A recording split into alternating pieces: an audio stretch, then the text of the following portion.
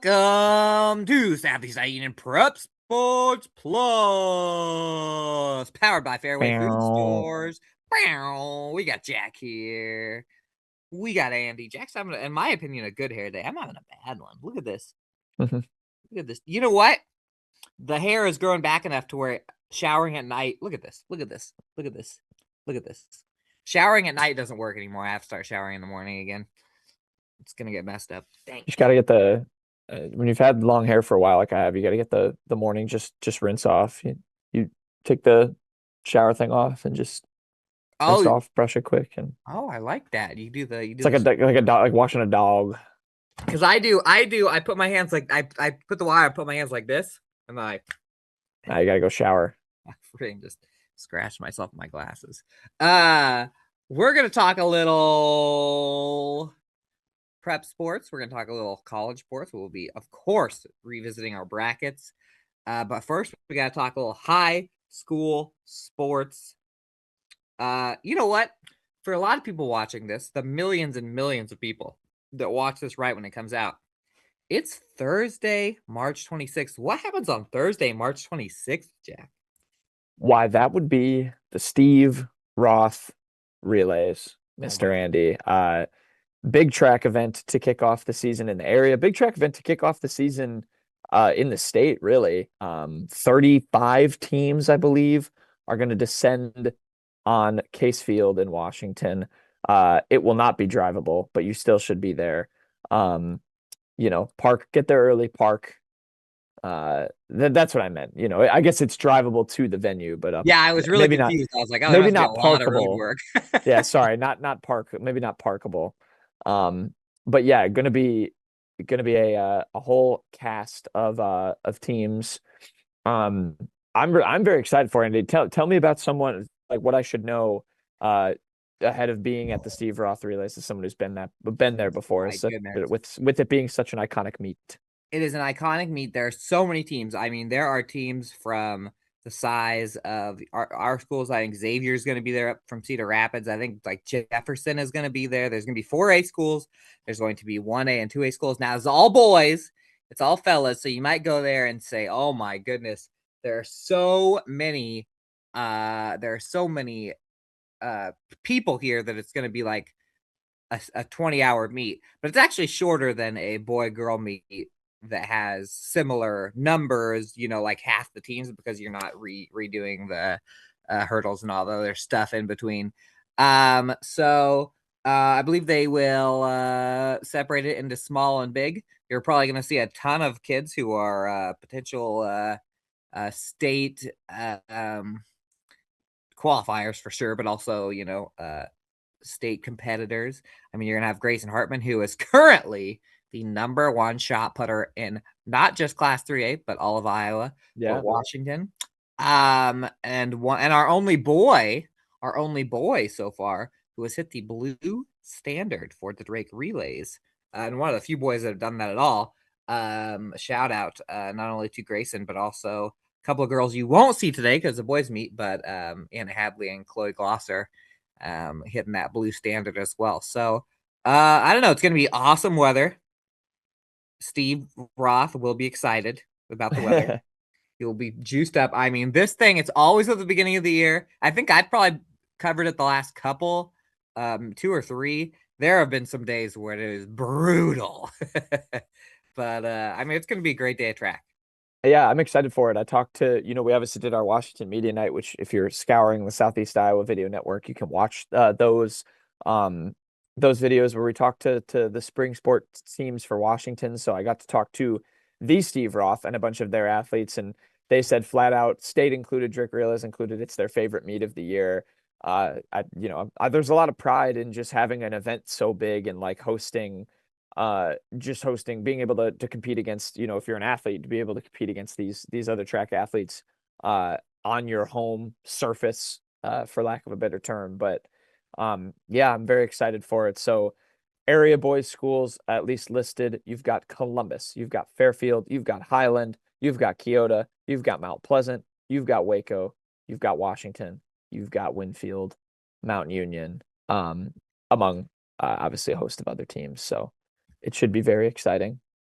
I'll tell you what, Jack. I've got one big prediction for the Steve Roth Relays, and I'm going to call this my lock of the day. I believe that the grill will be on and busy all Oh night yeah, long. It's going to I be bet. warm. Bet you that Case Field Grill. It's going to be a lot of good food out there. It's going to be a good time. Going to be a Is it good the same time. grill they wheel over from softball? Because they have a grill for softball too. Or do they have two grills? Are they that fancy? Good question. Because they've got that I big bet grill they for this. wheel it over. That I've never felt I more don't know like though. Go ahead. I've never felt more small school summertime vibes than calling those baseball and softball games last summer at Washington with the grill going. It's like high noon, just a scorching day, but everyone it feels like is at this exciting baseball softball doubleheader or softball doubleheader, what have you. So should be exciting. I I will tell you what. It is the best part about spring and summer sports is that the food quality does take a little hop. I mean, we're going to be eating a lot of concession stand food because we're getting into the spring sports really happen in that sweet spot where you're probably going to have dinner at the thing because we're running around, driving around. Fast food also takes a bump up for me too because of all the driving where I'll be like, oh, I mean, a lot of our towns, well, all three of our big towns, the events happen in so many different places. Mount Pleasant has like four different areas of the town where everything's going on. And Washington, you're driving from the soccer field to the to Case and Fairfield, the tennis field. There's two places they play tennis at, and then there's the track, and so I'm driving around getting a lot of fast food. Um, Yeah. yeah, Yeah. And obviously Mount Pleasant, if you talk about girls track, obviously Steve Roth Relay is the big one for the boys, but Mount Pleasant's going to host their own April 2nd, their own, that's actually co-ed. So I guess it'll be boys and girls there, but Fairfield, Mid Prairie, Mount Pleasant, Washington, all there. That'll be some very exciting track action. Some of the best teams in the area there with those five.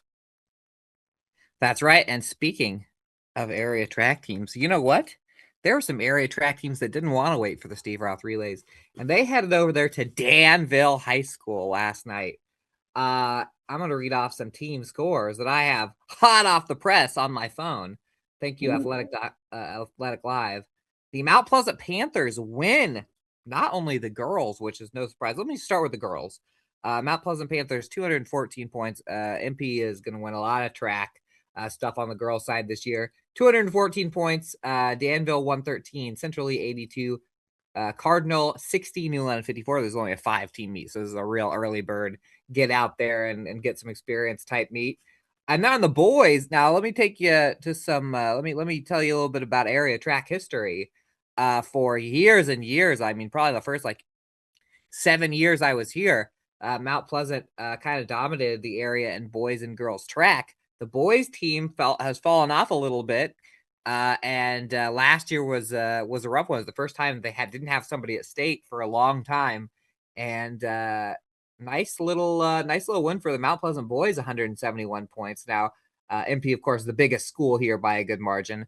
Danville 103, Cardinal 102, New London 91, Central Lee 75 in a very small but small, compact, fun time at Danville where 5 area teams got together to do a little running.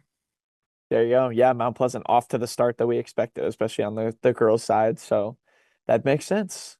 Yeah, and by the way, Jack mentioned Steve Roth. The Steve Roth just kicks off. I mean, but Washington and Mount Pleasant, it feels like every week there's a track meet at either Washington or Mount Pleasant. They like to host track meets, both schools. So one's at MP the next week. MP has like two or three homes in the first couple weeks of April. Washington's got more home events coming track wise. So those two schools will be very local on our track coverage this year. By the way, soccer starts next week. We'll get our soccer teams out onto the field. A lot of area matchups. I believe Fairfield Waco is usually an early one. I think that's maybe a week later. Columbus WMU, I believe, plays both Washington and Mount Pleasant. early on. Starts they So. still Columbus and Washington kick off the season. Oh my goodness. You know what, guys? You guys that like watching soccer on Southeast Iowa Live. Oh, wait, except that one's going to be at Columbus this year, isn't it? I think it's at Washington. Oh, they're At Washington. perfect. This is what I want you guys to do. I want you to see how far our show has come, because last year for the Columbus Washington soccer games, one, I was calling the games because we didn't have anybody else. Two, we had not set up the cameras before. We didn't really know what we were doing, and we put myself in the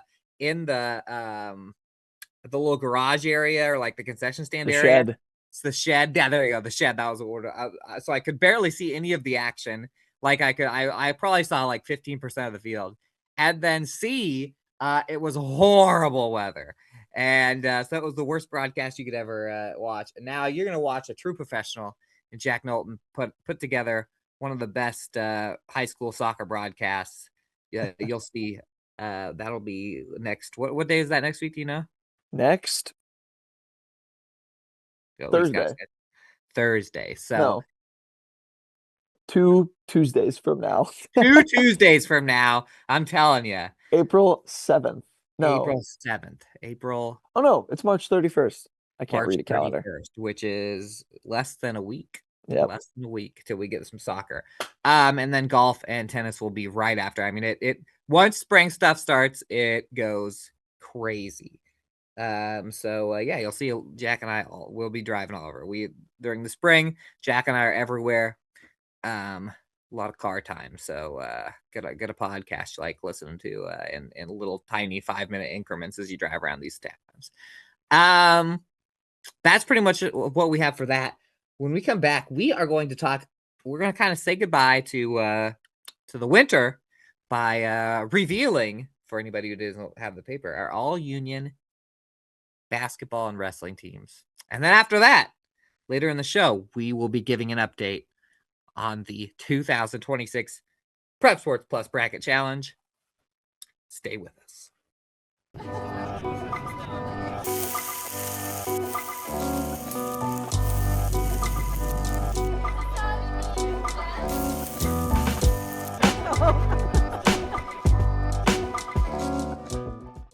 The Connie and Amanda team is dedicated to giving back to our community by actively engaging with our clients, businesses, and the public. When it comes to helping you find your next home, investment, or commercial space, the Connie and Amanda team is here for you. At WCHC, our goal is to take great care of our patients and our staff. We are able to approach you, take care of your issues, but also give you a path, as far as referrals or treating you right then and there. Our role in the community is taking care of something that matters to everyone. It's their family and their health. More than you expect for your health care. Introducing Hy-Vee Market Grill, where every meal is a delight. Start your day with our mouthwatering breakfast options and savor flavorful lunches with friends and family. Cap off your day with our delectable dinners. Hy-Vee Market Grill, where every moment is delicious. In the heart of rural Iowa, where community matters most, the connections we make are made to last. Meet KCTC, your hometown internet, phone, and TV provider. At KCTC, we're not just about technology, we're about people. Our dedicated team are your neighbors, committed to bringing you top-tier services right where you live. We believe in giving back to the community that raised us. Experience the power of a real connection with KCTC. Join us in building a stronger, more connected Southeast Iowa. Hello, everyone. Welcome back. Southeast Iowa Union Prep Sports Plus, powered by Fairway Food Stores. Jack, Andy, Peter. We're going to read our all-union teams now. I know this is old news for you guys, because our watchers and readers, I mean, they get that newspaper, Jack, and they read it front to back. Front to back. I don't have a newspaper in here. Just in case. The all-union, so we're just going to popcorn this. All-union girls wrestling team for 2026. Can I get a drum roll? Coach Jason DeHart of Van Buren County, Captain Sophie Miller of Mid Prairie, who got third at state. That's how she jumped into that captain spot. 100, we got Bristol Wiley of Van Buren County. 105, Harmony Adams of Van Buren County. 110, Lexa Nelson of Pekin. 115, Adley Sweeting of Highland. 120, Sadie Clarahan of Sigourney Kyoto. 125, Lila Miller of Pekin, 130. Kaya Montgomery of Sigourney Kyoto, 135. Hadley Noah of Van Buren County, 140. Maya Singbale of Highland, 145. Haley Pedrick of Pekin, 155.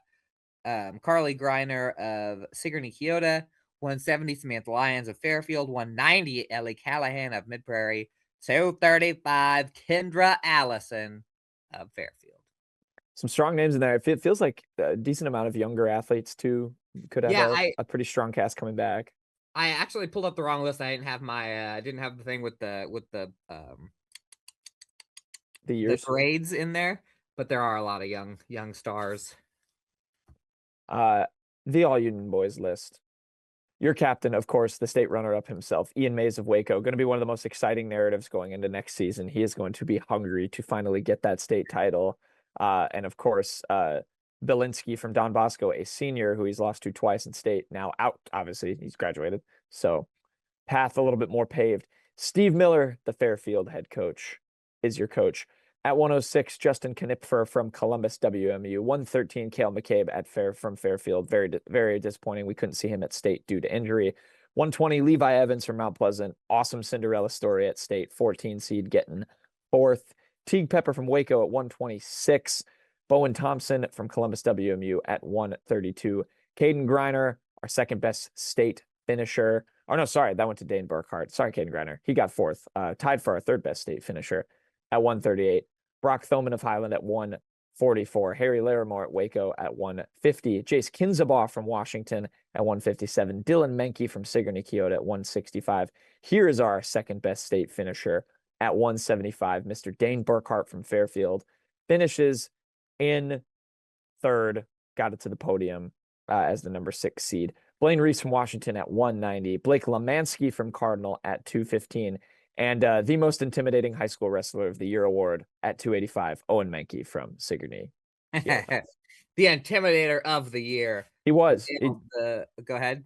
It's just very like especially when you're sitting on the mat, you're lower down than these kids that are standing. You get to the heavyweight classes and you're just like, that's not a high schooler that I'm staring at. This is he looked like a grown man. He's a heavyweight wrestler. I would not want to be on the mat with Owen Menke. I'm just going to put it out there. I will call it the Dale Earnhardt Memorial Intimidator of the Year. Shout out. We missed you, Dale. Dale. Hold on. I gambled on finding the better list to have the grades. And I lost the gamble. So talk about anything for 5 seconds, and then I'm gonna go. Well, I'll just stay with the popcorn for myself. We'll go to basketball. All Union small school girls basketball squad. Very good year for a few of our small schools and a few of our small school athletes. Jeff Sprouse, the Kyoto coach, getting Coach of the Year award. Pretty easy here. Kyoto had a record-breaking season, won 18 games, almost 53 points per game. And won a few playoff games as well. Our captain, Cameron Fink, no doubt about it for Highland. Average a double-double. She was a 1A all-state selection, all-district selection. Argument for the player of the year in the SEISC North. Did not get that award. That went to Finley Jock, who's very talented herself from Lone Tree. But, that was a close race. I have no doubt.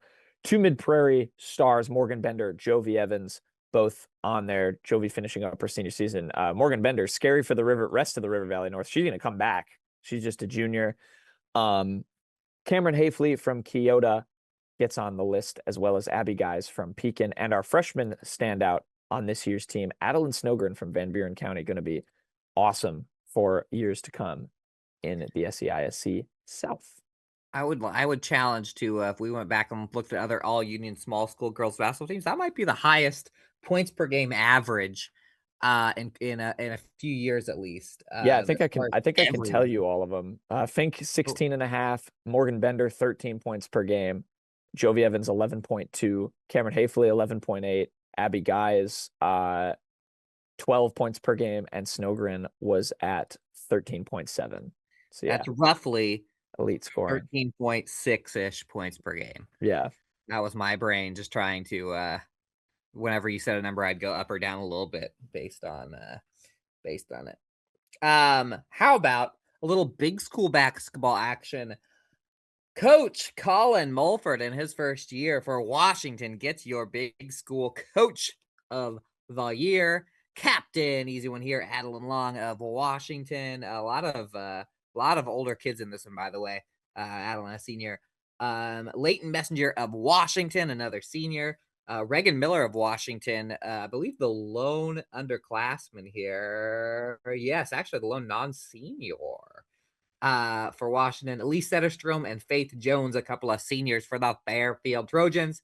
And Abby Carthy, a senior for the Mount Pleasant Panthers. If you're looking to get on the all union big school girls basketball team, there are 6 spots available going into next year, everybody. So obviously 7. It's not like you automatically get on, but I like Reagan Miller's chances. And there you go. A lot of demon action on the. I think it'll be, if Colin Mulford goes back to back next year in the Coach of the Year awards, his one next year will be even more impressive because he is going to have to replace a very talented group of players from the Demons. They have some good younger players too, but to bring Leighton Messenger back, she had a good year, and of course Adeline Long, who was a first team All SEC player, is going to be big shoes to fill in Washington. It's gonna be a vacuum in the SEC because even the teams that were not in our area that did finish higher than our area teams, they got a lot of seniors too. So yep, up for grabs. Go back to me. We'll go back to the small schools. The boys basketball team. Coach of the year, Stephen Bender, another first-year guy, was an assistant under Dwight Gingrich for those really good Hillcrest teams. Kept things rolling. Started out at 10-0, ended up winning the SEISC North pretty comfortably. Your player of the year, though, comes from the one team that beat Hillcrest in conference play, the Pekin Panthers, and it's Cole Milliken. He is your captain. 19 points a game, hit 76 3-pointers. That was the most in the SEISC North. Ellis Hills Carrier from Columbus makes the cut. He averaged almost 20 points per game. Was by just a standout player for that Columbus team. Also just a junior, so can come back next season. Bryce Henry from Mid Prairie. Golden Hawks won 16 games. He scored 400 points, made 72 threes this season. Got a nomination to the All-State third team from the Prep Sports Writers Association. Another guy on the third team, so Henry was on for 3A. A guy for 1A, Chase Hafley from Keota. 333 points, 118 rebounds, 109 assists. Andy Keota was 78 and 16 in Hafley's 4 seasons as a member of the program. They won 15 games this year. Was just outstanding for them. And yeah, IPSWA won a third team. And then you knew with Hillcrest being so good, they were going to have not one, but 2 players. Cale Bailey is one of them, led them in scoring 17.1 points per game. And then Rowan Miller of Hillcrest. The state is going to be losing one of its best passers after this year. 481 career assists. He had averaged 7.6 per game this last season. He finished with 189. That was second among everybody in the state, not just 1A in total assists. So also averaged 14 points and 4.5 rebounds. So just a strong career for Mr. Miller. Cale Bailey, though, just a junior. He can come back. We got a that should be a. I mean, Hillcrest is a strong group coming back. Let's just say that. Big school boys. Another Colin Stark. It was a tough one between Stark and Rawson because Washington and Mount Pleasant kind of met in the middle as far as where they ended. I think he kind of got that based on that big tournament win over Burlington. First one in the careers of the senior boys for Washington, which was pretty impressive. Yeah, it's tough to get a big school tournament win around these parts. This is all upperclassmen except one, and it's your captain, Isaiah Lang, a sophomore, earns captain honors, led the Panthers in both points and rebounds. So just an absolute stinking force to be reckoned with. As we go along here in a lot of sports, we'll be seeing him on the soccer field. Noah Lang makes it for Mount Pleasant, a senior. A lot of seniors on this team as Drew Conrad and Rajan Roth also. 2 Washington Demon seniors make it, and then a couple of juniors. Nick Stone of Washington, who had a breakout year led the team in scoring. He made 76 3-pointers, I believe, which was almost Sheesh. 50 more than second place on the Demon team. I should look on the entire conference, but I was looking at those stats and it was like mind-blowing the amount of made threes compared to everybody else. And then Ethan Bisgard, who was Mr. Everything for Fairfield, had to handle the ball, had to score, had to guard the other team's best player a lot of the time. Basically, never got a break. So Mr. Bisgard, a junior, gets the last spot on the all union teams, and a few spots open right there in the future too. If I'm putting odds right now on the I've got 4 names for you off the top of my head for SEC Player of the Year in 2027. And those 4 names include Isaiah Lang as one. Kobe Edmonds from Burlington, I believe, is just a sophomore and really good. Oh my gosh, Jalen Clark, Jackson's younger brother from Keokuk, and my 4th one would be Nick Stone from Washington. I agree with those. Those would be my top 4 for sure. I mean, Stone's gonna be able to shoot whenever he feels like he will have free will. I think if you get a guy who can be a little bit of a point guard facilitator, kind of like Conrad and even like Cale Williams were last year, kicking out to him for 3, and he can just run around and just nail threes. He's gonna have a good season.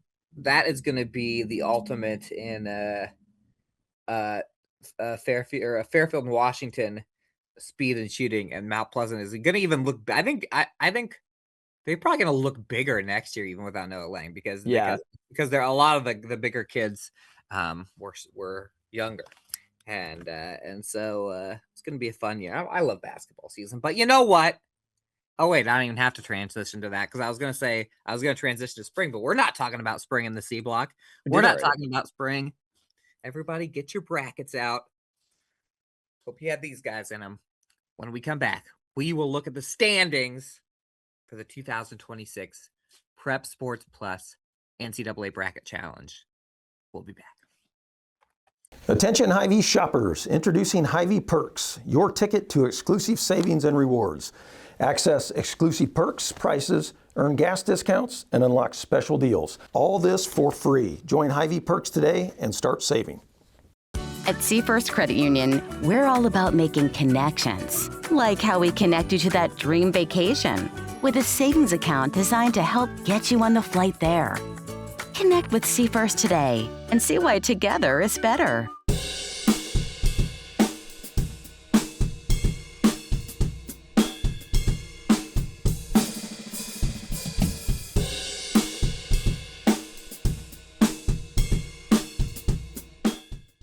Bring the kids and share the memories at the 2026 Midwest Old Threshers Reunion. Experience the sights, sounds, and traditions of steam engines, antique cars and trucks, tractors, and more. First visit or a family tradition. Enjoy home-style food, the excitement of an Old West shootout, and nightly entertainment. For generations, this is where memories are made. Celebrate history and make new memories at the Midwest Old Threshers Reunion, September 3rd through 7th in Mount Pleasant, Iowa. Visit oldthreshers.com for more details.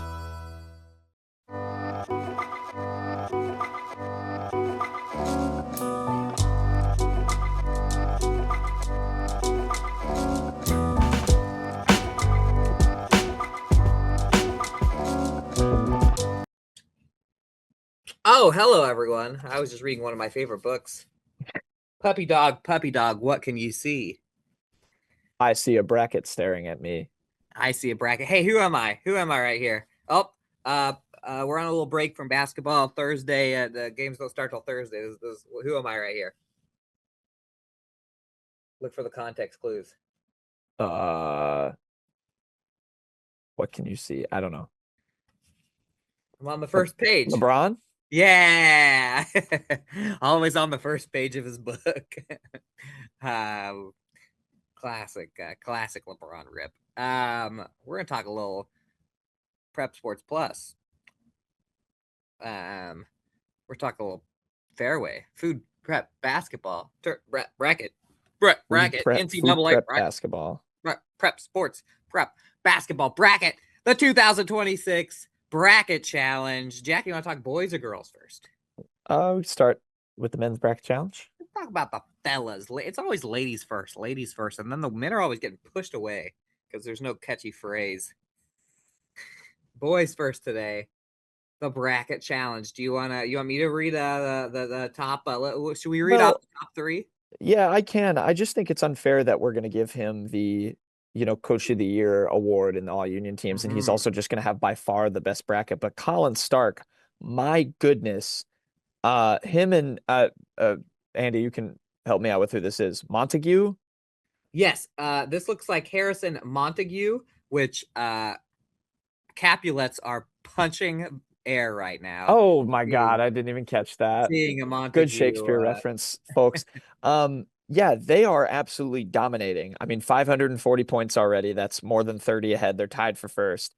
99.8% on the percentage. And Colin Stark has a 780 max, which is over 120 ahead of Montague. So this is Stark's tournament to lose already at the Sweet 16 level. I mean, it's insane. He has all of his Sweet 16 teams, ironically, except for one, and it's Iowa, which, you can't really be blamed for that objectively. It is just funny that we're all in Iowa and they're still going. But yeah, props to Colin Stark. I mean, that's why he coaches basketball. He's clearly a ball knower. And then it looks like Todd Picks one is in third. Kurt Watson, not too far behind in fourth. Oh, we got coaches getting at why is it a special bracket? Yeah, Todd Picks one by B. Leahy. I hope that's Barb Leahy. Frig off, Barb. I don't think it is. And actually, 4-way tie for fourth between Kurt Watson, 2 from Fitzgerald, and then some guy named P. Camp. Oh, actually, there's like 3 from Fitzgerald. Did he put his same one? Oh, no, never mind. He has 3 different champions. Yep. P. Camp, I don't know what P. Camp is, but he's got an okay bracket. That must be like an outsider that just found the group and figured out the password. What do we have as far as the Elite 8 teams left, everybody? Peter, you have, I mean, I'm sure we all picked, did we all pick Florida in the Elite 8? Yes. Glad. Happy bracket busted. Forget Florida. Yeah, so I'll break down mine briefly. My big swing picks are in the East region. I can really propel myself forward if St. John's knocks off Duke and UConn beats Michigan State, and then UConn beats St. John's. And then my other big one, I've got Illinois going to the Final Four in the South. So if I can get those two in UConn and Illinois, I'll be able to kind of lift myself forward. But I'm not doing very well right now. I am in, I believe, 21st place, tied for 21st place. Yes, so if it ended today, what would the punishments look like? Oh, that's right. We'd have to. What we'll do is it would be me. I think in both, right? If there, oh yeah, we'd probably do it both. We'd probably both sing together. You'd probably have to pick a duet. Whoever's number one. Oh, my kid.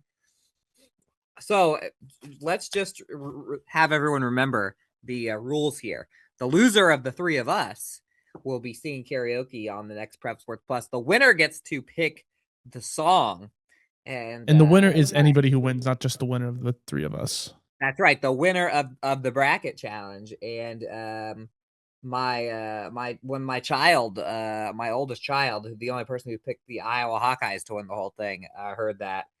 She got excited. She's already planning, even though she needs a lot of stuff to happen, including the Iowa Hawkeyes winning. That would be incredible.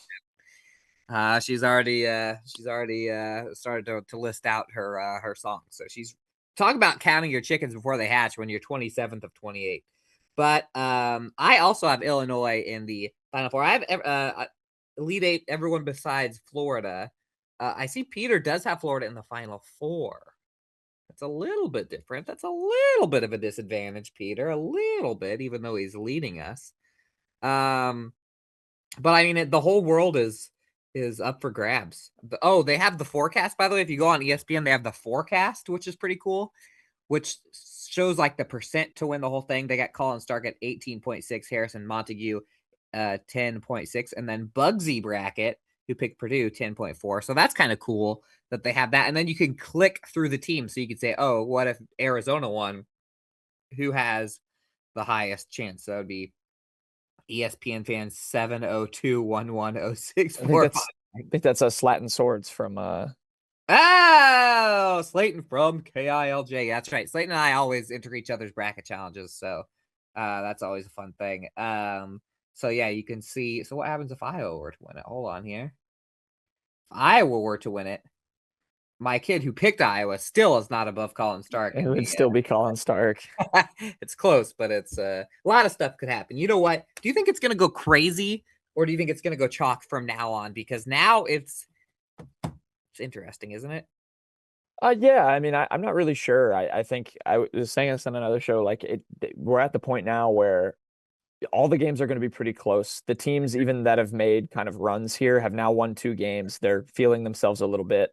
All of them, whether it's Iowa or Texas, or even like a Tennessee who's a 6 seed, like they've all had to overcome bigger seeds to get to where they are.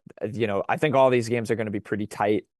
You know, you might get some blowouts if you've got, you know, if Arizona or Duke or even like a Houston just proves that they are, you know, kind of at that like UConn level in 2024, you could see some blowouts, but I really don't think there's a team that's like that this year. I think they're all going to be pretty good games. I agree. I don't think there's a blowout and I don't think there's a lot of blowout victims. I think maybe I'm biased. Like, I don't think Nebraska, I think even if Iowa gets through Nebraska, I don't think Houston or Illinois is going to beat Iowa by 40 points. And no, same. Whether Iowa or Nebraska wins, I don't think either of them are going to get killed. I don't think anyone's going to get killed. I really do think it's a pretty even group. And I think part of that is, you know, going into it, I was like, oh man, Duke and Michigan are so good. Houston's really the only team that I've seen that's really crushed. But I mean, they had one real game. Well, and that's what Houston does in the first 2 rounds because their defense is just so suffocating that it's hard to score on them. So I have a theory that I think played off in the Iowa game. Now, I have this friend in college. His name is Jake Weir, and we had something called Jake Weir syndrome, which is if you play Jake Weir at NBA 2K, your next game you're going to play very badly because you're going to be so used to throwing alley-oop dunks and getting open threes and stuff because he was bad at 2K. And I think that might have happened to Florida a little bit. They crushed so much in that first game. They had to like relearn how to play real basketball. So that Houston, I could say get a little bit of that syndrome from just being able to roll over teams. I think sometimes that catches teams, and that's why every once in a while you'll see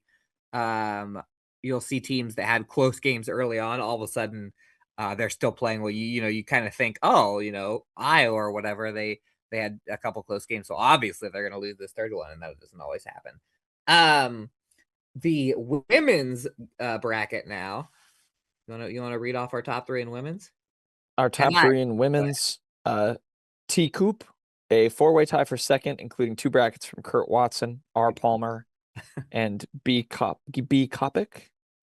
And then you drop all the way down to C. Glaze and C. Wagler, who are technically in 6th place. They have UConn winning. Oh, man. A lot of UConn, a lot of UCLA. I wonder which A Blint is. I bet this is Abby Blint. We only have one person who has a broken bracket who picked Iowa. Oh, but we do have 4 people: Chad Jackson, Rakisha Brown, and Rakisha Brown, who forgot to fill out their brackets. They only got 0. Tough one. Yeah, that one. I mean, that one just everyone picked all the same Final 4, so it's really just going to go down to look at this. Look at the champ. Look at the champions. UConn, UCLA, UConn, UCLA, UCLA, UConn, UConn, UCLA, UConn, UCLA, UCLA, Iowa. Yeah, UConn, this is where the tournament is won in the rounds before. I have a 0% chance to win, even if UCLA, my projected champ, wins the tournament. Oh, I bet I do too, because it is. It's won on the little games because everyone else picks the same thing to happen. I have a 1.5% chance. How? Who knows? Anyway, this is my complaint, you know, because we became basically a women's basketball obsessed show a couple of years ago, you know, when Iowa had a chance to win the championship in women's. You know, we definitely, I don't understand. I guess I do understand, but it's annoying just how chalky the Division I women's tournament always is, where there's just nothing. There's just like the one seeds are winning by like 100 points. And so I wondered to myself, because I'm like, I'm pretty sure this isn't the same way across the board. And if you look at the NAIA tournament, the NCAA Division II or the NCAA Division III tournament, upsets all over. There's no dominant teams. I think it really is just like the top like 25 recruits only go to like 2. They just, I don't know, something tells them to only go to those 2 or 3 places. Stacks up. It was. I mean, I laughed. Hey, did you see the Syracuse coach? I don't think so. The Syracuse women's coach, after they got blown out so much that you could have midway through or late in the first half, you could bet plus 76 on Syracuse. Jeez. They ended up only losing by like 55 or something, but that was a second round game, a big school versus a big school. And the Syracuse coach was getting ripped on the Twitterverse or the Xverse because she complained about having to play UConn, about being in the same bracket. She's like, the committee has something against me. Like, they're going after me by making me play UConn. Wow. Which is I laughed. Not great. Not a great look there. But I was like, yeah, that is not a great look. I would completely axe her if I was the athletic director, because that tells me like, oh, you don't actually have real aspirations of being the best team. But the bottom line is that the certain women's teams are beating teams so brutally that it's literally beating them into submission. Except Iowa. Yep. People were complaining about no upsets, so both the Iowa men and women said, not so fast. Not so fast. We're going to make sure to get some upsets. So, I don't know, Jack. I'm excited for basketball again, though. Already, I'm always excited for basketball and excited for spring sports. That's right. And you know what? Steve Roth Relays, by the way, I believe begins, those begin at like 2:30, right? Yep. They begin early, which I don't think is designed to let you go watch the NCAA tournament games, but it so happens to work out that way. There you go. So it's going to be action from the get-go tomorrow for Mr. Jack. And you know what? When you're a Prep Sports Plus fan, when you shop at Fairway, when you read the newspaper, every minute is action in your life. Indeed. Rest in peace, Chuck Norris. And goodbye. Go Hawkeyes.